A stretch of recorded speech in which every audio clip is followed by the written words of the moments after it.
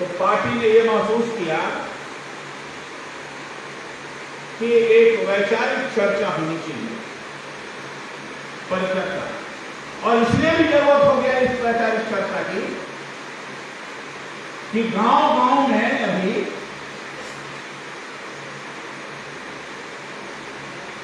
हम लोग जब गए 2-4 जगह, तो जय श्री राम का नारा लोग लगा, और वो कोई मनवादी नहीं थे, कोई पढ़े लिखे लोग नहीं है।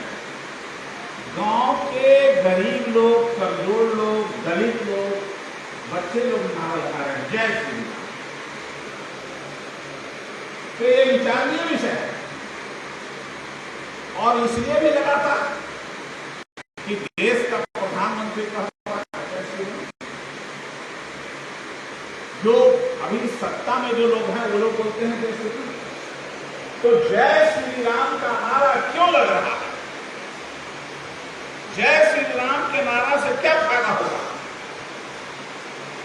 कहा कि 2024 में सरकार अगर बन जाएगी तो उसके पहले यह भी कार्य और अयोध्या में राम मंदिर बनेगा, और सबसे बड़ा मंदिर बनेगा ऊंचा।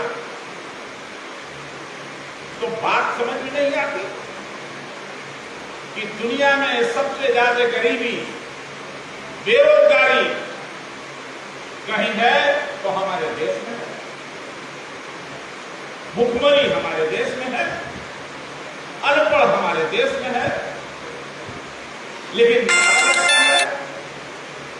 जय श्री राम। सत्ता में बैठा तो बोलता है कि हम दुनिया का सबसे बड़ा ऊंचा मंदिर बनाएंगे, बहुत अच्छा था, लेकिन ये कोई नहीं बताता कि उस ऊंचा मंदिर के बनने से कितने लोगों को रोजगार मिलेगा।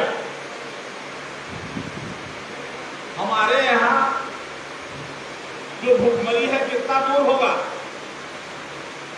शिक्षा में क्या परिवर्तन आएगा, ये नहीं बताता। तो जरूरत इस बात की है, इसको समझने की, ये जो जय श्री राम का नारा लग रहा है वो इसलिए लग रहा है कि हमारे समाज में हमारे जो लोग हैं वो जय श्री राम बोल के ही संतुष्ट हो लेते हैं, उनको खाना पीना सब मिल जाता है। 2-4 लोग कहते सुना कि बल्कि 2000 रुपये लीटर क्यों न पेट्रोल हो जाए, लेकिन हमको तो जय श्री राम वाला ही चाहिए, ये भी कहते हैं। भले देश की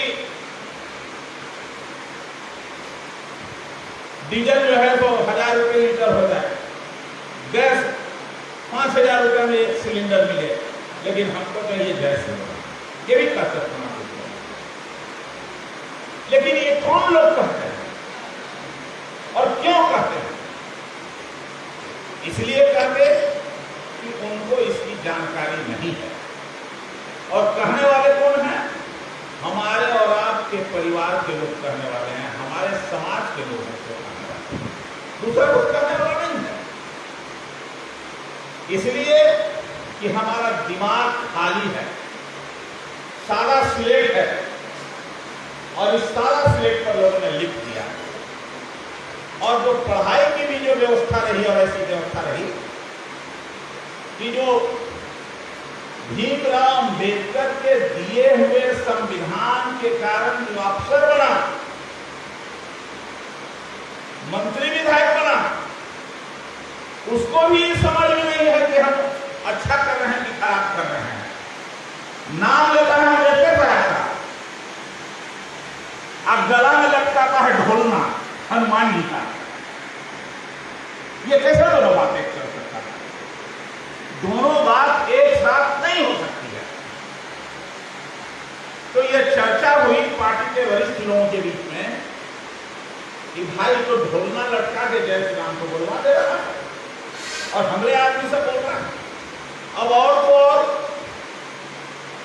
हमारा विधायकों चल जाता है।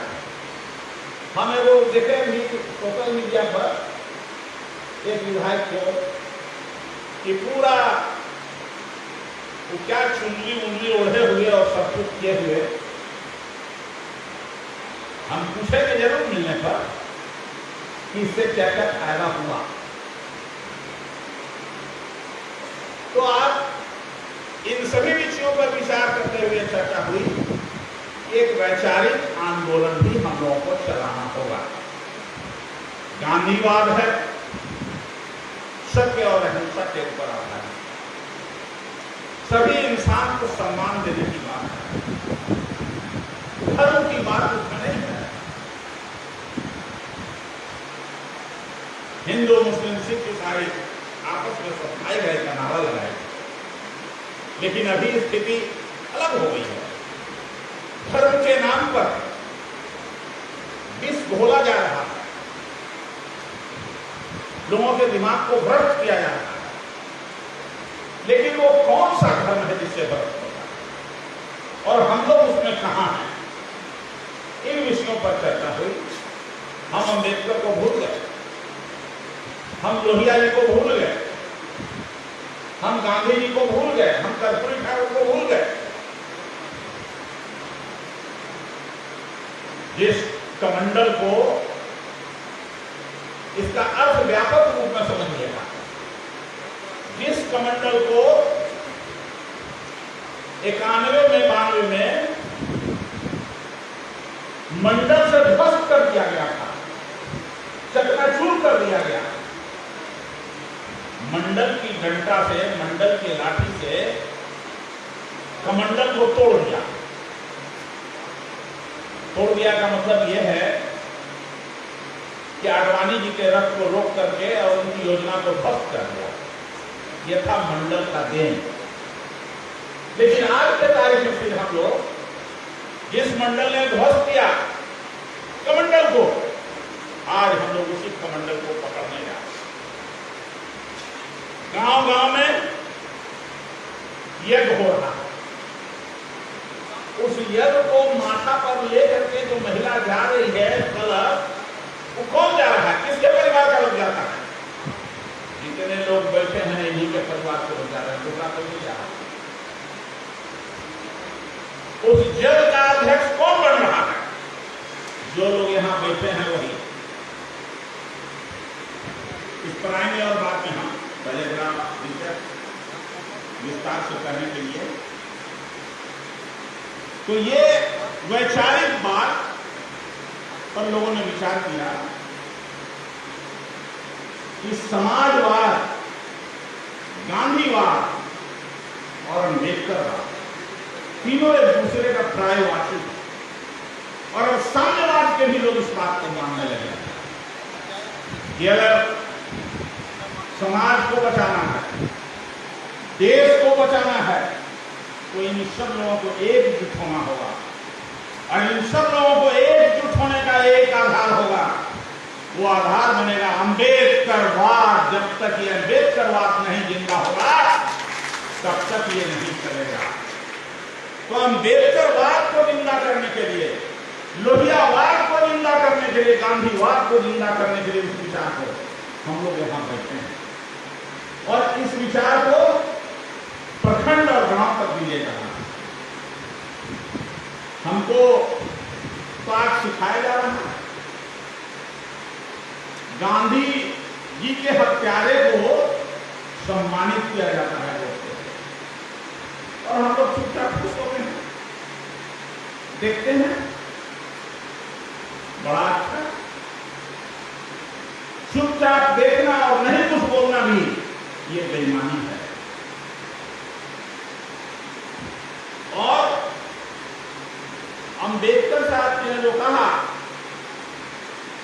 या लोहिया जी ने कहा, जो इनका नारा था, फिर से देश गुलाम न होगा, 100 से कम और 1000 से ज्यादा किसी का वेतन नहीं होगा, समाजवाद की क्या पहचान, सबका इज्जत, सबका हक एक समान, चाहे राष्ट्रपति का बेटा हो या भंगी का संतान, सबको एक तरफ ले। लेकिन अब क्या होना है? अब ये समाजवाद नहीं रहेगा, अब ये समानता नहीं रहेगी। ये हम लोगों का देश बहुत संक्रमण काल में गुजर रहा है। और क्या कहता है, गृह मंत्री जी ने कहा कि हम हिंदू राष्ट्र बनाना चाहते हैं। हिंदू राष्ट्र का माने क्या है? हिंदू राष्ट्र का माने, हम लोग इसमें से बहुत सारे लोग कहते हैं कि मैं हिंदू हूं, लेकिन मैं बहुत गर्व से कहता हूं कि मैं हिंदू नहीं हूं। डॉक्टर अंबेडकर ने कहा कि मैं हिंदू धर्म में तथाकथित धर्म में जन्म जरूर लिया, ये मेरे हक में नहीं था, लेकिन मरूंगा नहीं इसमें। और तब उन्होंने बुद्ध धर्म को स्वीकार किया, जिसमें समानता का हक मिलता है। साथियों, और बुद्ध धर्म के नजदीक लोहिया जी भी बहुत नजदीक जा रहे हैं। आज लोग चित्र को नहीं लाया है, जो लोहिया जी के बीच और अम्बेडकर साहब के बीच में पत्राचार हुआ। उस पत्राचार का आशय यही था कि हम सब लोग मिलकर काम करें और समाजवाद को, अम्बेडकरवाद को एक साथ मिलाने की बात। हमारे दिमाग में कौन सी धारणा भरने का काम किया?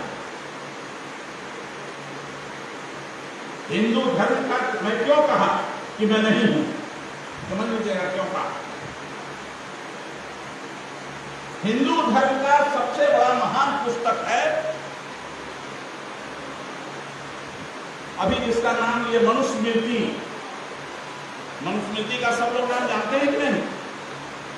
जो नहीं सुने हैं बताइए, और सुने हो तो ठीक। थोड़ी सी चर्चा मनुस्मृति के बारे में सतीश जी ने किया है कि मनुस्मृति में क्या है। मनुस्मृति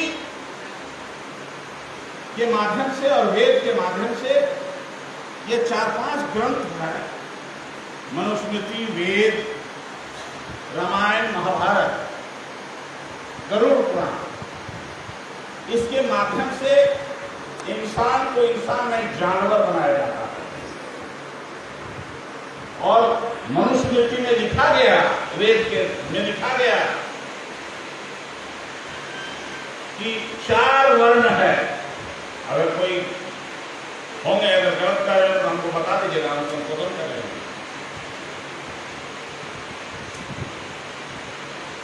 ब्राह्मण, क्षत्रिय, वैश्य और शूद्र। ब्राह्मण के बारे में लिखा कि मुख से पैदा लिया, ये लिखा हुआ है। क्षत्रिय के बारे में कहा कि छाती से पैदा लिया, और क्षत्रिय का काम है केवल रक्षा करना। वैश्य को कहा कि पेट से पैदा लिया, और शूद्र को कहा कि पैर से पैदा लिया। अब बताइए, दुनिया में कोई ऐसी विज्ञान है क्या जो मुंह से पैदा ले ले इंसान? दुनिया में कोई विज्ञान, कोई किताब जो इंसान को कहे कि मुंह से नहीं पैदा लिया है, मुंह से पैदा लिया है। इंसान के, मनुष्य के जन्म लेने का एक ही रास्ता है, मां के योनि से आदमी पैदा लेता है। 9 माह तक मां अपने गर्भ में रखती है। हो सकता है 7 महीना पैदा हो जाए, 8 महीना पैदा हो जाए, 10 महीना पैदा हो जाए, लेकिन रास्ते तो हम सबके एक हैं। जिस रास्ते से मैं पैदा लिया अपनी मां के गर्भ से, उसी रास्ते से यहाँ के जो बड़े बड़े धर्माचार्य हैं वो भी तो उसी रास्ते से पैदा लिए। कोई एक है तो बताइए। सब लोग एक ही रास्ता से पैदा, लेकिन चूंकि हम लोग पढ़ते नहीं है तो लिख दिया गया कि मुंह से पैदा लिए हम उस रास्ते से पैदा नहीं हुए। और लिखा यही कि मेरा काम शूद्रों का काम केवल सेवा करना है, हक अधिकार मांगना नहीं है। और इसी के आधार पर डॉक्टर भीमराव अम्बेडकर जब पढ़ के विद्वान हुए, बढ़िया लिखना पढ़ना जान गए, फर्स्ट हुए, इसके बावजूद उनको समाज में सही स्थान नहीं मिला, अपमान मिला, तिरस्कार मिला। चाहे वो पेरियार हों, अम्बेडकर साहब हों, ज्योतिराव फूले हों, साहू जी महाराज हों, इन सब लोगों को ही मिला। जिसके बारे में बहुत विस्तार से रामस्वरूप वर्मा जी ने लिखा है। पेरियार की किताब सच्ची रामायण ललई सिंह यादव ने लिखा है। और जमीन पर उतारने के लिए प्रयास किया जगदेव प्रसाद ने, कर्पूरी ठाकुर ने, इन लोगों ने कोशिश किया। लेकिन हम लोग अपने पुरखों को भूल रहे हैं।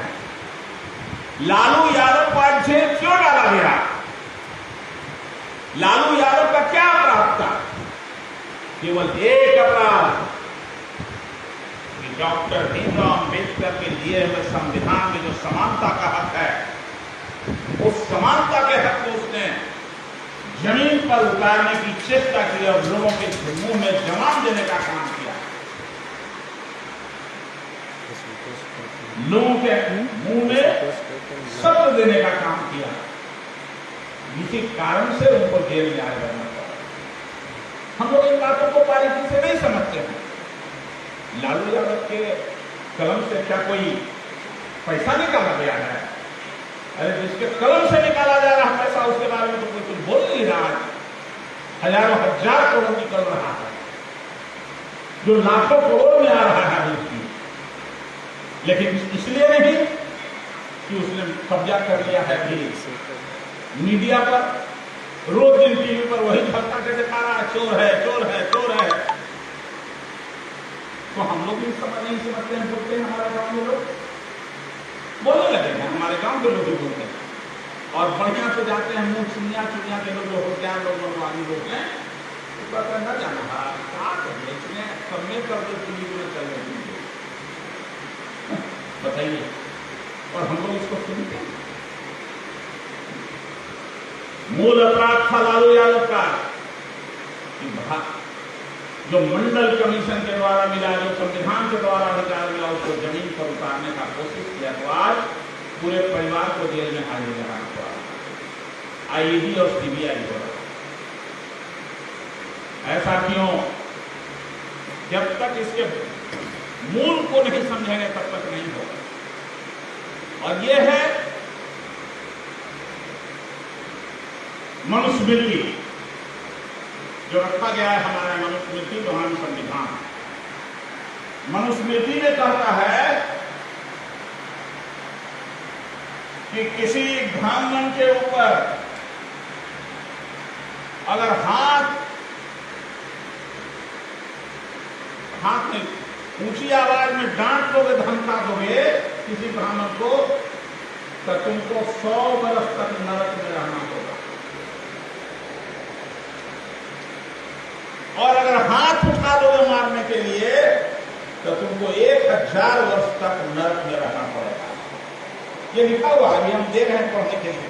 हम किताब ढूंढाए हैं उस नीति का।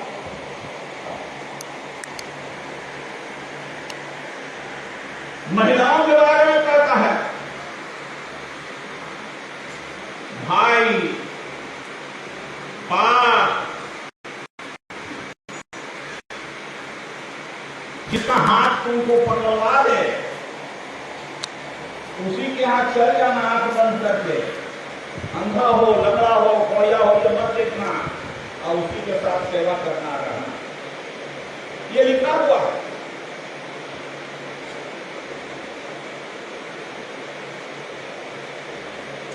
महिलाओं को, शूद्र को अगर कोई गलती करता है, ब्राह्मण अगर कोई गलती करता है, तो उसको कोई सजा नहीं होगा। शूद्रों की महिलाओं के ऊपर या क्षत्रियों की किसी के महिला के साथ बलात्कार भी कर दे, तो कहता वो दंड का भागी नहीं होगा। इतना ही उसको है कि उसको गांव से बाहर कर दीजिए, सजा। ये नागरिकता में फर्क है। और हमारे संविधान में क्या लिखा था प्रज्ञा अम्बेडकर ने? कानून सबके लिए बराबर होगा। आर्टिकल 14 कहता है, हमारा संविधान का अनुच्छेद 14, इक्वलिटी बिफोर लॉ, कानून सबके लिए बराबर है, चाहे वो बड़ा घर में हो या छोटा घर में हो, रामगढ़ के घर में पैदा लिया हो या दुनिया के घर में पैदा लिया हो, सबके लिए बराबर। हमारे यहां कानून कहता है स्त्री और पुरुष को, दोनों को बराबर हक है। मनुस्मृति कहता है बराबर हक नहीं है। कानून सबके लिए बराबर नहीं है, मनुस्मृति कहता है। हमारे यहां कहता है, संविधान कहता है किसी भी आदमी को कोई भी धर्म मानने का छूट रहेगा, ये हमारा संविधान कहता है। लेकिन मनुस्मृति नहीं कहता है कि दूसरे धर्म को कैसे, वो सब हिंदू है, ये कहता है। और इसीलिए कहता है कि हिंदू राष्ट्र है। तो ये फर्क है संविधान में और मनुस्मृति में, इस फर्क को समझना चाहिए। संविधान समानता का अधिकार है। आज दुनिया के 100 देश में लगभग डॉक्टर भीमराव अम्बेडकर का जन्मदिन मनाया जाता है, 100 देश में लगभग। इसलिए जैसे नेशनल मंडेला थे, उनको कहा गया जनतंत्र के रक्षक, उसी तरह से जब तक भीमराव अम्बेडकर जीवित रहे तब तक उनको कोई अधिकार, उनको कोई जाना नहीं भीमराव अम्बेडकर कौन थे। आज के तारीख में भी गांव में पढ़े लिखे लड़कों से भी पूछते हैं कि अम्बेडकर कौन थे, तो नहीं बता रहे। लेकिन पूछिए कि मंदिर वाले तो आए हो, किनका मंदिर है? अरे हनुमान जी का मंदिर।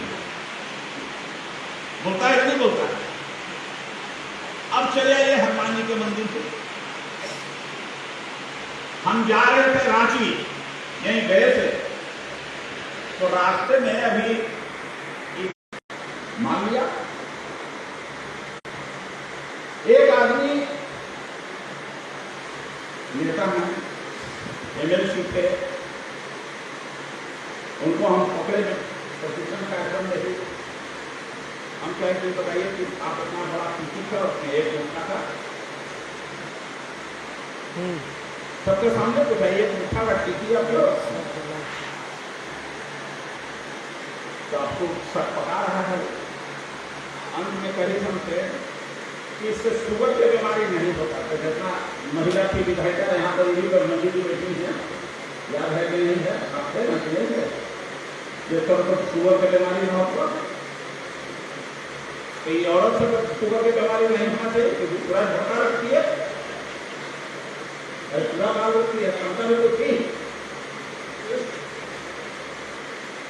जो टीकी रखने से मोटा, अगर शुगर की बीमारी नहीं होता है तो कोई महिला को नहीं होना चाहिए। जो बड़ा पूरा छोटे रखा है शुगर का, उसको शुगर नहीं होना चाहिए। उसी तरह से ये जो हाथ में पगहा बांधे हुए हैं, जिनको कहे लटकना गला में, देखिए कितना मोटा मोटा लाल पगहा बांधे हुए, दुनिया में कभी तो बांधे हुए, सब बात नहीं बांधे। लेकिन क्या कभी आपने सोचा है कि पंडित जी क्या बोलते हैं मामले के समय? क्या बोलते क्या हैं?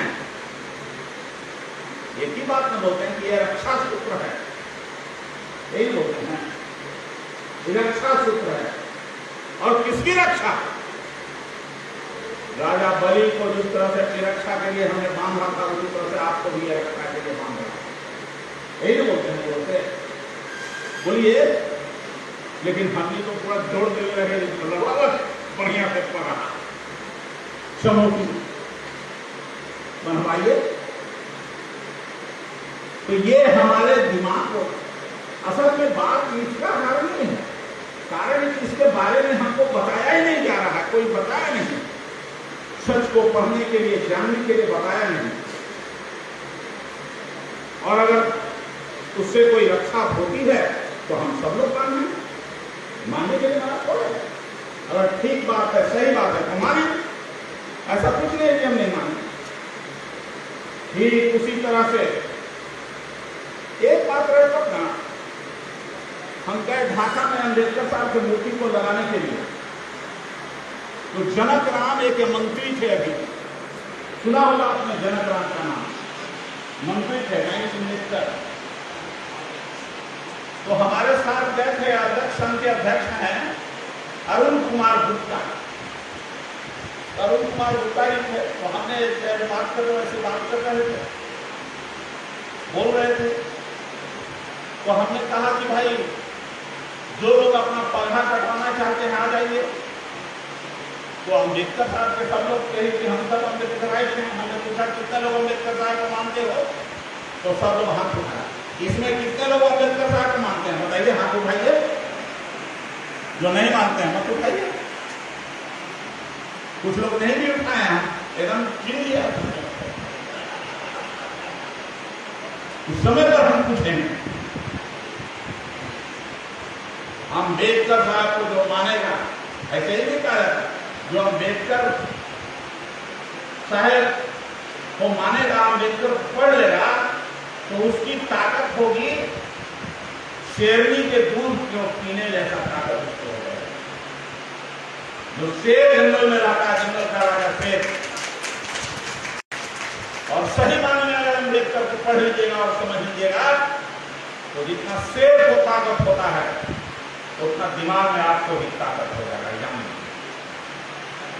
और घबराई हुई आज की सरकार इसी बात से है कि अम्बेडकरवाद जिस तेजी से बढ़ रहा है, अभी बिहार में, यूपी में, सभी जगहों पर इतना तेजी से अम्बेडकरवाद का शोभा यात्रा निकाला, भले उसको नहीं समझ में आ रहा, वो जन्मदिन मनाया, सब तेजी से किया। या डर से वर्तमान सरकार जो हिंदू राष्ट्र बनाना चाहती है, वो भी जाके नागपुर में मत्था टेक रहा है। और अम्बेडकर का मूर्तिया की गेरुआ रंग से रंग दी है। अरे गेरुआ रंग से रंगो चाहे लाल रंग से रंगो, जब तक वो छतिया में तब तक न बदलाव होगा, तब तक कुछ बदलाव होगा नहीं, वो तक दिल से बदलाव नहीं होगा। और अम्बेडकरवाद से रोज चढ़ चढ़ के पूछता है लोगों। तो इस दिल्ली की हुकूमत को हम तभी बदल सकते हैं, याद रखिएगा, जब अम्बेडकरवाद और लोहियावाद को मजबूती से हम लागू करेंगे। और लालू प्रसाद जी ने क्या कहा, लोहियावाद और अम्बेडकरवाद को आगे बढ़ाओ, ये है उसका विचार। आगे बढ़ाओगे तो राज सत्ता तुम्हारे हाथ में है। और इसीलिए जातीय जनगणना शुरू कराया। जातीय जनगणना से पहचान हो कि किसकी कौन आबादी है। जो नारा है ना कि 100 में 70, क्या है, 100 में 90 शोषित है, 90 भाग हमारा है। तो ये शोषित लोग बैठे हुए हैं और शोषितों का हक और अधिकार सत्ता में हकदारी मिलेगा। इसकी पहचान होगी जनगणना से। जिसको लोग कह रहे हैं कि जनगणना क्या है, हम नहीं जानते, ये जनगणना से होगी इसकी पहचान। तो हम लोग बोलते हैं इस बात को, और अब समझ करके पार्टी ने भी इसको फैसला लिया। इसीलिए रखा मनुस्मृति बनाम संविधान आज करना। साथियों, हम जानते हैं कि आप सब लोग इस सत्यनारायण स्वामी के कथा कहाते हैं घर में, हो नहीं भाई। कोई लड़का के नौकरी मिल जाए, कोई बढ़िया से पास कर जाए, कोई बढ़िया काम हो जाए, तो सत्यनारायण भगवान को कथा होगा ना हिंदी। बोलिए, सत्यनारायण भगवान का कथा क्या है? ये तो जानते ही होंगे, मुझे बताइए। जो उस जमाने के हमें बता रहे हैं। लालू जी अपनी सभा में उमेश जी बराबर कहते थे, याद कीजिए उस समय आप भी थे,